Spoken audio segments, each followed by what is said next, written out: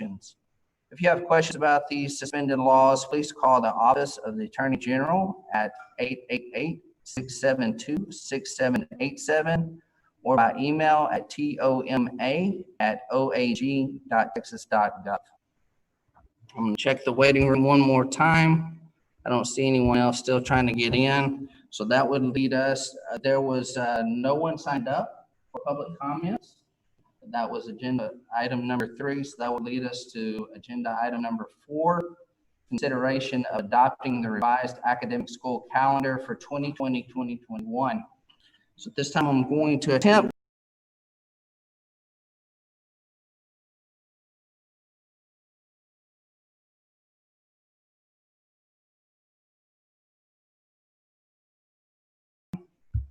again, if it will allow me.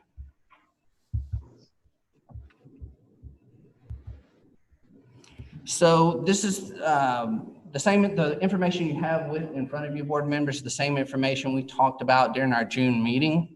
What I have here that I'll scroll back and forth through, this is the academic calendar that was adopted back in January. So this is our official calendar for next school year.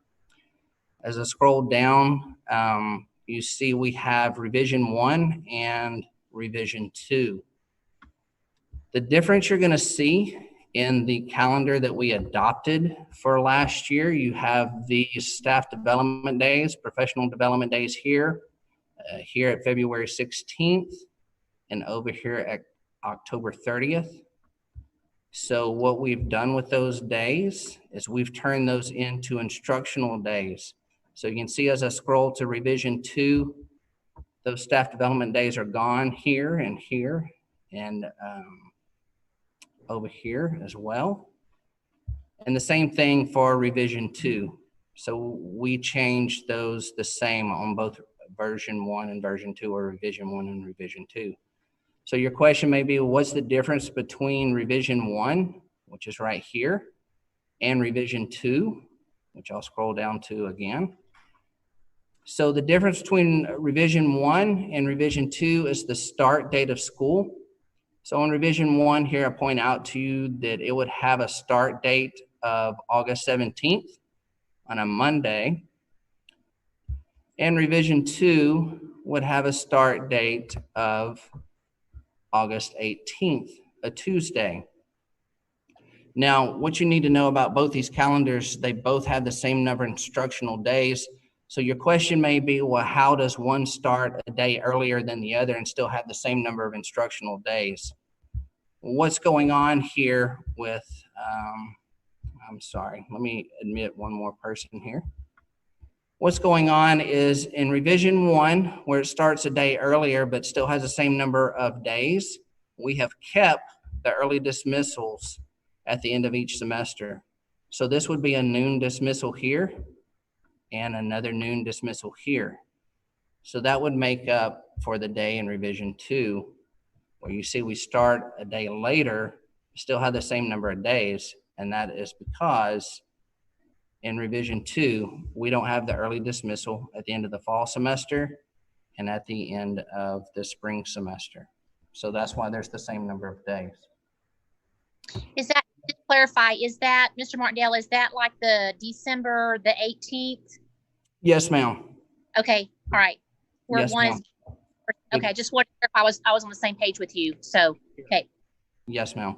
So what we've done though since our June meeting, when we talked about these and we said we weren't ready to officially adopt a new calendar, is we've gone in and we've highlighted the month of June, all except for the last 3 days of the month. And we've done that on both calendars. So again, they're the same except for the start date and the early dismissals.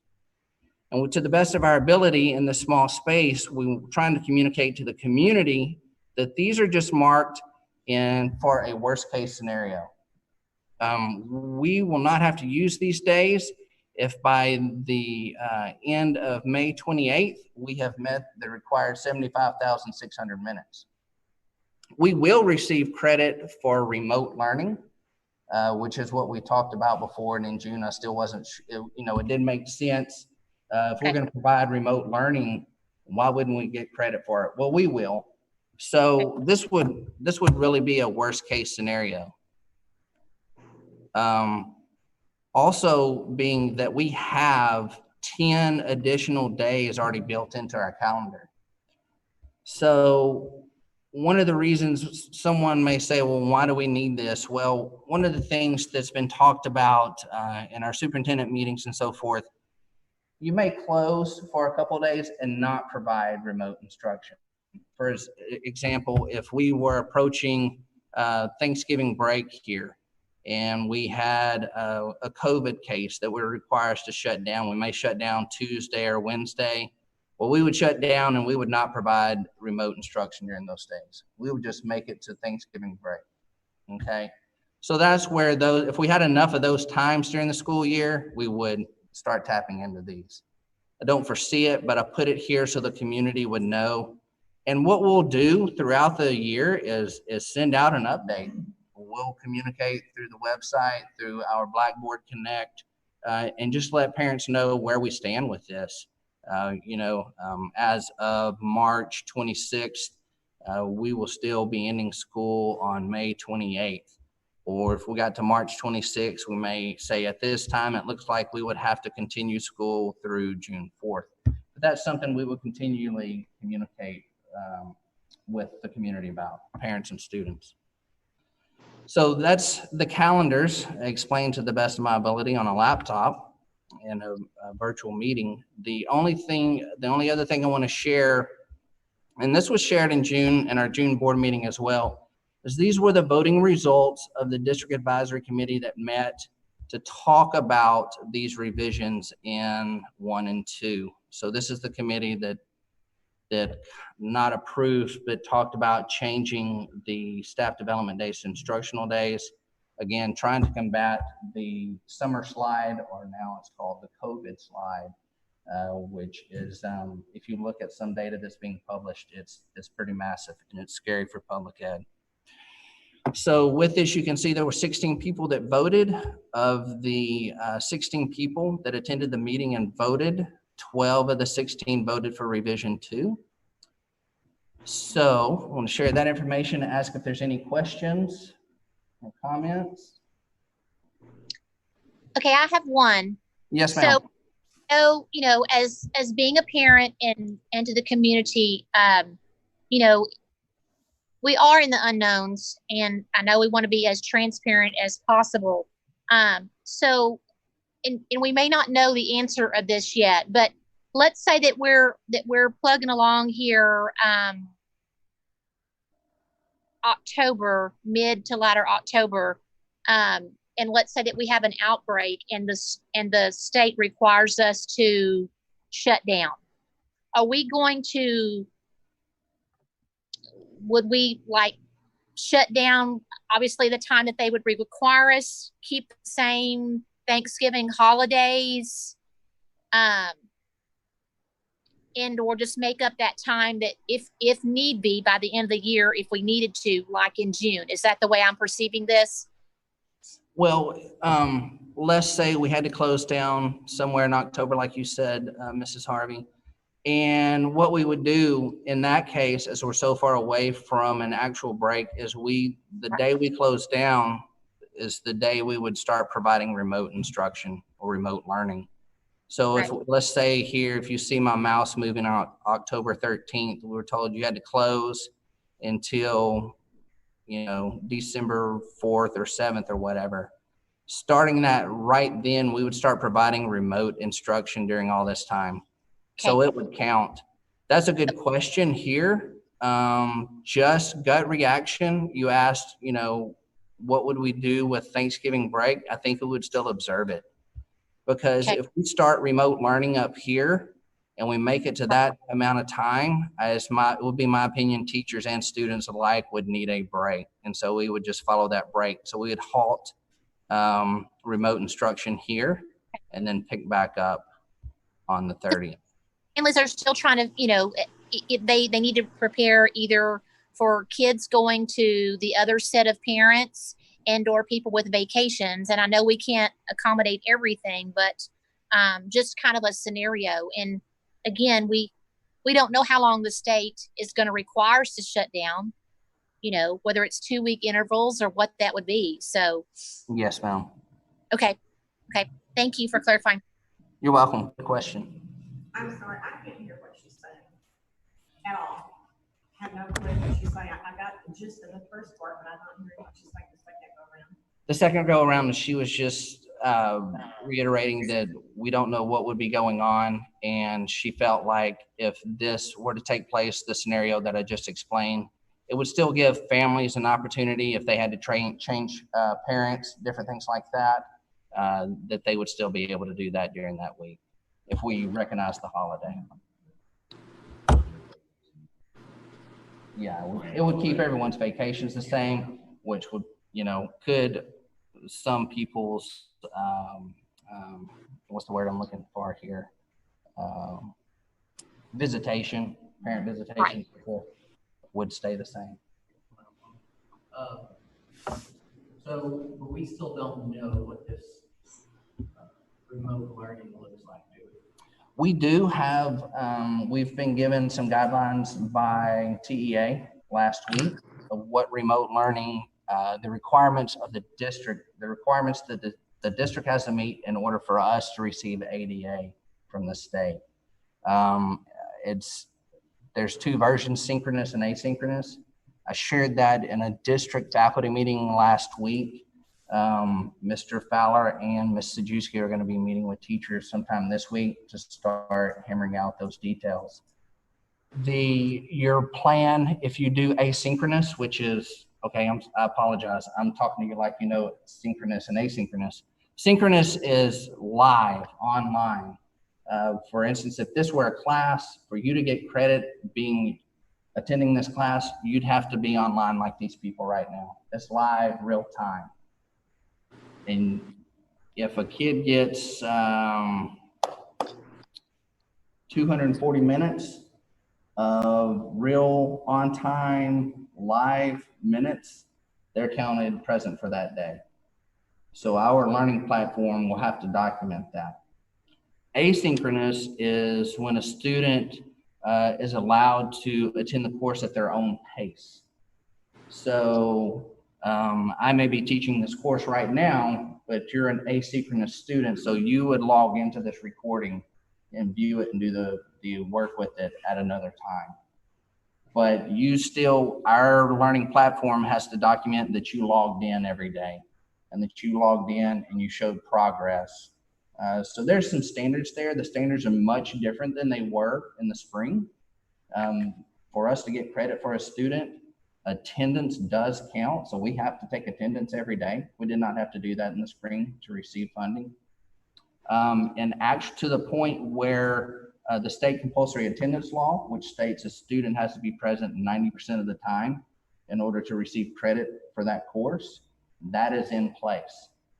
So we've got to push that information out to our families that your kid has to attend synchronous or asynchronous 90% of the time to get credit for this course. Is the online class just if we shut down, or will it be going on through the year? We will be providing it. We will do our best to provide it to anyone that doesn't want to attend. So it'll be in play. That's why I say if we're shut down today, we're ready to roll out remote learning tomorrow because the system's already in place and we're providing it to any students that didn't feel comfortable coming back to school. Do you know how that will work though? Because it has a question. That's part of, like we had office hours established in the spring, pretty lenient office hours. That will have to be daily. And so that's actually what you would see. That would document that students in being engaged, because that's what we label them as, is engaged. So that two-way communication from the student to the teacher asking the question and the teacher back to the student to answer it, that would be considered engaged and would allow us to count that kid present for that class that day. But that happens office times. Well, that's what everyone in the state is trying to figure out right now. So you have some districts that have teachers that don't feel comfortable coming back. They may be that district's online teacher. So they would sit in front of their computer all day long and provide that service from 8 to 3:30. So so each teacher's classroom is gonna be set up with camera or not? Or you have an online? Well, we're not sure yet. That's what we're trying to figure out right now. Now, we have talked about cameras being in classrooms, but what we're trying to explain to teachers is that camera does not have to be in the back of the room capturing the whole class. That camera can be capturing just what's on the screen here. So, I know some teachers during the spring that would have the camera, document camera right here, and record what they were doing on the paper or on the board or whatever, and it has their voice in the background. So the kid can go and watch that recording to hear the instruction of that assignment and then attempt to do it. And then you can communicate via email, FaceTime, Zoom, whatever. So if we were to shut down and we were ready with online applications, does June come into effect? That's what I'm saying. June is really just a cover. If worst case scenario happened and for some reason we were getting towards the end of May and we weren't at 75,600 minutes, we would use a day or two or whatever in June. Now, so we can play some scenarios there. Like worst case scenario is we go to remote learning because we've been shut down, and then I have 60 teachers that are sick and can't run their online instruction. In that case, you may go a week at a time, which would then get us into June and use those days. But there's, I guess, no clarification from the states on what we can and can't do on this. On how we use our days, or there's clarification that we have to meet the 75,600. yeah, we have to do that. Okay. And then that's what I was gonna ask earlier when she was saying, well, the state will shut us down. The state may not shut us down. no, We may have to shut down a class or a grade. right. I assume that's at least come up. Mm-hmm. We won't necessarily be told to shut the school. Right.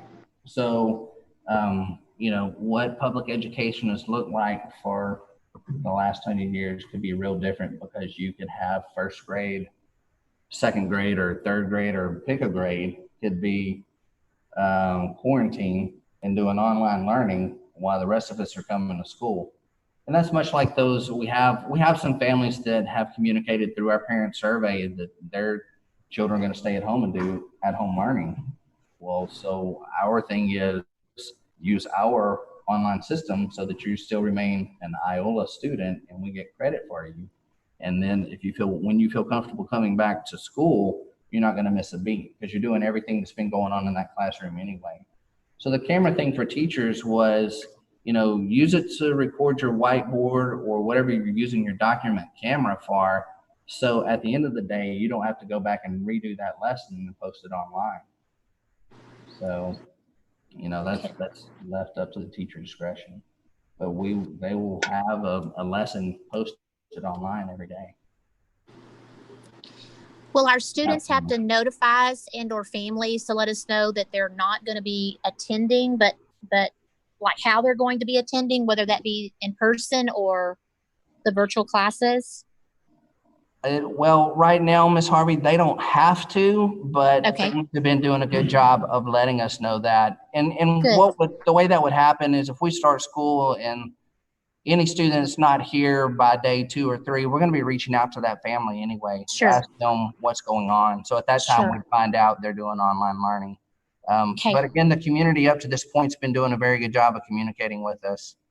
Good. So, right now we're just in the very beginning phase of creating our, now I keep calling it at-home learning. It's called remote learning. That is the Remote term learning. the PA uses. Okay.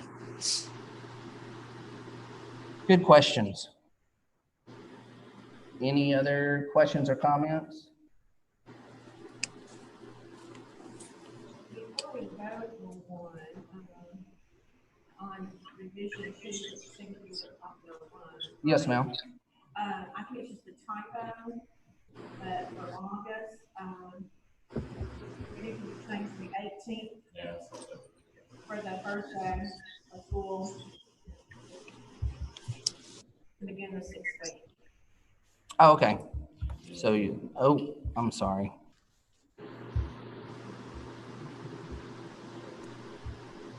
So you're talking about here, this needs to be changed to the 18th. Yes.